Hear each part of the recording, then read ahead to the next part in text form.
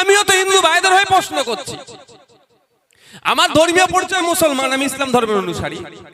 আমিও তো প্রশ্ন করছি যে এত দূর সময় আমার হিন্দু ভাইদের চলে আসলো মোদিজির আমলে, হিন্দু ভাইদেরকে ওটা বেশি বেশি করে করতে হবে।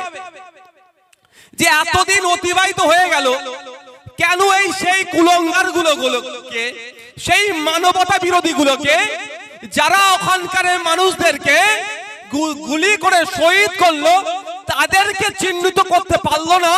তাদেরকে কেন এখনো খুঁজে বার করতে পারলো না? এটা মেদিনীপুরের বিপ্লবের মাটি থেকে আওয়াজ উঠতে হবে যে খুঁজে বার করতে হবে তাদেরকে আমরা দেখতে চাই যে তাদেরকে তদন্ত করা দরকার।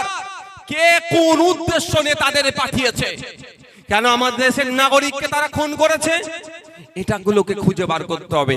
এই প্রশ্ন আপনার মাথায় না আসে, হিন্দু মুসলমানের বাইনারির মধ্যে আপনাকে ফেলে দিতে চাইছে। আর যারা রাজনৈতিক ফায়দা নেওয়ার দরকার, তাদের কাজ হাসিল করে চলে যাচ্ছে।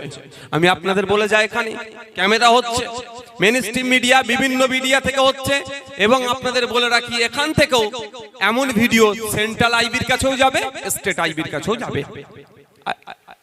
তাদের মাধ্যমে ভারত সরকারের কাছে আমি বলতে চাই যে কতদিনের মধ্যে তদন্ত শেষ করবেন তার একটা অন্তত ডেডলাইন দেন, উচিত নয় ভাই? আচ্ছা ভাই, আপনারা যারা উপস্থিত হয়েছেন, জাত ধর্ম নির্বিশেষে বলুন, আমার যে নিরহ 26টা নাগরিককে শহীদ করেছে, এর বিচার হওয়া দরকার আছে না নাই বলুন? কারা কারা চান বিচার হোক? আমার হিন্দু ভাইদেরকে যারা খুন করেছে তাদের বিচার হওয়া দরকার আছে না নাই? আছে না নাই ভাই? কিন্তু তার একটা ডেডলাইন হওয়া দরকার নয় যে 6 মাস 1 বছরের মধ্যে তদন্ত হবে।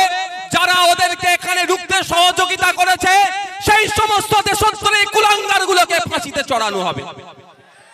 1 বছর টাইম, আমি 1 বছর বলছি, দেখবেন 1 বছরের মধ্যে হয়তো করতে পারবে না। কারণ 2019 সালের কথা ভুলে যাচ্ছেন। পুলওয়ামাতে অ্যাটাক হয়েছিল, ওখানেও জঙ্গিরা অ্যাটাক করেছিল, 300 কিলোর অধিক বিস্ফোরক নিয়ে এসে আমাদের সেনাদের কনভয়ে হামলা চালিয়েছিল, 40টার অধিক সেনাকে শহীদ করেছিল। আজকে 6 বছর হতে যাচ্ছে, তদন্ত কোথায় ভাই? কারা পাঠিয়েছিল, কোন গোষ্ঠী পাঠিয়েছিল, ইন্ডিয়ার কারা তার সাথে যুক্ত ছিল, সেগুলো কিছু তথ্য পাওয়া গিয়েছে। 2019-এর নির্বাচন কিন্তু পার করিয়ে নিল। তাহলে গেল 40টা আমার দেশের সেনা, আমার 40টা ভাই শহীদ হলো, ওরা নির্বাচনী বৈতরণী পার করে দিল। এখানে আমরা 26টা ভাই শহীদ হলো। দেখবেন হয়তো কোন নির্বাচনে আসলে বলবে কি অপারেশন সিন্দুরের গল্প বলবে, আর 26 জন ভাইকে খুন করেছে এর বদলা চাই বলবে। আমরাও তো বলছি বদলা চাই, কিন্তু কতদিনের মধ্যে? যখন পাকিস্তানে গিয়ে উইনিং কমান্ডেন্ট ভূমিকা সিং এবং কর্নেল সুফিয়া কুরেশিদের নেতৃত্বে যখন পাকিস্তানে গিয়ে ওদের জঙ্গি ঘাঁটিগুলোকে একের পর এক গুড়িয়ে দিয়েছে, আমরা সকলে স্যালুট জানাইনি? ভারত সরকারের পাশে ছিলাম না? আগামী দিনও থাকবো। এটা আমাদের কাছে একটা বড় চ্যালেঞ্জ।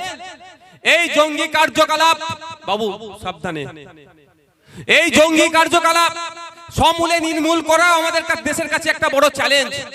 আমাদেরকে প্রত্যেককে নাগরিককে দায়িত্ব নিতে হবে। কে বিজেপি, কে আইএসএফ, কে কংগ্রেস, কে তৃণমূল, কে সিপিএম, সেটা নয়। কে হিন্দু, কে মুসলমান নয়। দেশের নাগরিককে এক থাকতে হবে, এক থেকে এই জঙ্গিবাদের বিরুদ্ধে লড়াই করতে হবে, সমূলে জঙ্গিবাদকে নির্মূল করতে হবে। এই শপথ আমাদেরকে নিতে হবে। এখানে কেন্দ্রের কোন সরকার চালাচ্ছে ও নিয়ে ভেবে লাভ হবে না। ও মোদি আছে, কালকে আপনিও আসতে পারেন, কিন্তু জঙ্গিবাদের বিরুদ্ধে আমাদের ঐক্যবদ্ধ হয়ে লড়াই করতে হবে। কিন্তু প্রশ্ন বেশ কিছু তোমার থেকে যায়, ওই প্রশ্ন করে বলি আমাদের উপরে রাগ হয়ে যায়। 2019 সালে পুলওয়ামাতে যে টেরর অ্যাটাক হয়েছিল, কতজন শাস্তি পেল, কতজন গ্রেফতার হলো, কোনো তথ্য দিতে পারলো না এখনো পর্যন্ত। এটা কি হবে বোঝা মুশকিল। আমি চাইবো পুলওয়ামা এবং এটার সাথেও কারা কারা যুক্ত আছে তাদেরকে খুঁজে বার করা হোক। কদিন দেখছিলাম, বেশ কয়েকদিন ধরে পাকিস্তানি গুপ্তচর আমাদের দেশে আছে, আমাদের দেশের আর্মির তথ্য, বিভিন্ন তথ্য তারা দিয়ে দিচ্ছে। তাদের সাথে এই লিঙ্ক আছে নাকি, এগুলোকে দেখা দরকার, খুঁজে বার করা দরকার। তা বন্ধুগণ, আমাদেরকে আওয়াজ তুলতে হবে। আমাদেরকে ভুলে গেলে চলবে না। শুভেন্দু অধিকারীর কথাই ভুললে হবে না। শুভেন্দু অধিকারী ওই রাজনৈতিক ক্ষমতার মসনদে যাওয়ার জন্য এখানে এই আমার 26টা ভাইয়ের প্রতি ওর দরদ উঠছে যে ক্ষমতার মসনদে দিতে হবে। কিন্তু এটাকে মনে করিয়ে দিতে হবে শুভেন্দু অধিকারীকে, তুমি বর্ডার ধারে গিয়ে চিৎকার করছো না, তুমি কলকাতায় বসে হই হই করছো, বরঞ্চ ঝন্টু আলী শেখ পশ্চিম বাংলা নয় ভারতবর্ষের 26 জনকে কেন খুন করলো? যে সমস্ত খুনি মানবতা বিরোধী তাদের বিরুদ্ধে লড়াই করতে গিয়ে জীবন দিল ঝন্টু আলী শেখ। শুভেন্দু অধিকারী তো মিডিয়াতে হই হই করছে। শুভেন্দু বাবুর নামে বলছি বলে রাগ হচ্ছে নাকি? রাগও হতে পারে, কারণ এখন উনি বিজেপিতে আছে, কালকে তৃণমূলে চলে আসতে পারে, বিশ্বাস নেই রাজনৈতিক ভাই নেতা। তখন এখন যারা শুভেন্দু বাবুকে একটু দিচ্ছে বেশি বেশি করে তৃণমূলের, তখন কি করবে? দাদা দাদা করে আবার পাশে বসবে। হ্যাঁ, কি রাজনীতি বলো তো এদের। যখন যার যেদিকে পাচ্ছে লাফ মেরে চলে যাচ্ছে, নীতি আদর্শ কিছুই তখন আর মানছে না, সব তখন জলাঞ্জলিতে দিয়ে দিচ্ছে। দেখ বন্ধুগণ, আমাদেরকে চোখ কান খুলে রাখতে হবে। আমাদের দেশের সার্বভৌমত্ব, আমাদের দেশে ঐক্য, আমাদের দেশের সম্প্রীতি, আমাদেরকে সকলকে দায়িত্ব নিয়ে রাখতে হবে অটুট রাখার জন্য। হিন্দু মুসলমান নির্বিশেষে আমাদের একভাবে থাকতে হবে এবং দেশকে এগিয়ে নিয়ে যাওয়ার সহযোগিতা করতে হবে। কেউ যদি মনে করেন আমি মুসলমান, কেউ যদি মনে করেন আমি হিন্দু, আমি আমারটা বুঝে নেব, আমি আপনাদের একটা কথা বলি, এতটুকুই বলে আমি অন্য প্রসঙ্গে আসবো। দেখুন এই শরীরটা দেখছেন, মাথা থেকে পা নখ পর্যন্ত, আঙুল পর্যন্ত সবটাই যদি সুস্থ থাকে তাহলে কি হবে? সুস্থ মানুষ আমরা বলি। আর যদি কোনো একটা যদি অবাস হয়ে যায়, কাজ না করে, তাকে আমরা কি বলি? রিজার্ভেল বলি, তাই তো নাকি? বা বিশেষভাবে সক্ষম বলে দিই। তাহলে এই একটা দেশ যদি আমি বলি, ইন্ডিয়া ভারতবর্ষ একটা দেশ, একটা মানুষ হিউম্যান বডি যদি বলি, হিন্দু মুসলমান খ্রিস্টান জৈন আদিবাসী যত ধর্মের মানুষ আছে না কেন, যত বর্ণের যত জাতের মানুষ থাকুক না কেন, প্রত্যেকটা নিয়ে একটা সুস্থ শরীর। কোনো একটা সম্প্রদায় যদি দুর্বল হয়ে যায় তাহলে দেশ দুর্বল হবে। আমরা আমার দেশ দুর্বল হোক কখনো চাইবো? কখনো চাইবো আমরা? আমরা আমার দেশ সবল হোক, পৃথিবীর মানচিত্রের শ্রেষ্ঠ আসনে আমার দেশ উপনীত হোক, এটা আমরা সকলে চাই। তাই বন্ধুগণ, আপনারা যারা আছেন, রাজনৈতিক কারবারিদের ফাঁদে পা আপনারা দেবেন না।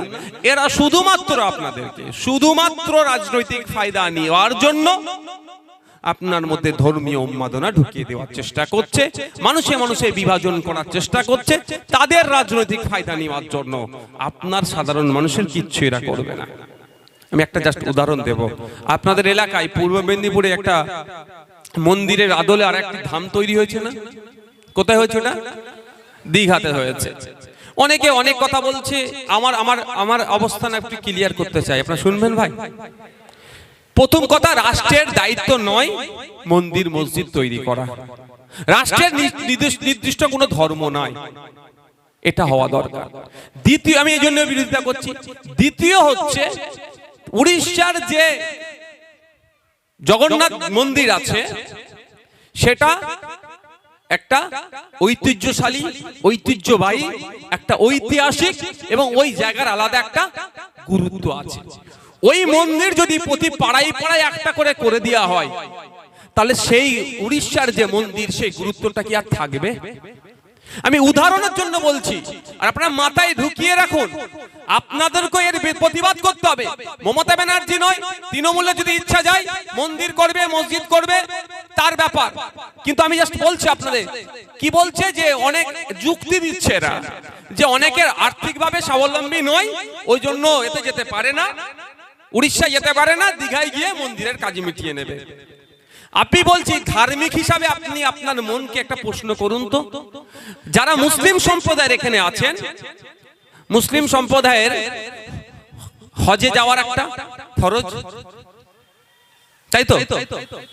এবার সবার কাছে টাকা থাকে না, যদিও বিত্তশালীদের জন্য হজটা ফরজ। তারপরেও বলছি, মমতা ব্যানার্জি যদি কালকে ঘোষণা করে যে আমি পশ্চিমবাংলার মুসলমানদের জন্য খুবই চিন্তিত, এত চিন্তিত রাতে ঘুমোতে পারেন না, উনি ঘুমোতে পারেন না একদম আপনাদের জন্য যারা মুসলিম এখানে আছে, তো এত চিন্তিত মুসলিম সম্প্রদায়ের ভাইরা 4 লাখ টাকা 3.5 লাখ টাকা খরচ করে হজে যেতে পারে না, আমি এখানে একটা কাবা শরীফ বানিয়ে দিচ্ছি, এটা মেনে নেবেন? কেন মেনে নেবেন না? ওটাও কাবা শরীফ, এটাও কাবা শরীফ তৈরি করবে, ভাই কেন মানবেন না? কারণ ওই কাবা শরীফের ঐতিহ্য ইতিহাস ওর যেটা আছে আর আপনার পাড়ার কাবা শরীফ তৈরি করলে কি এক হবে?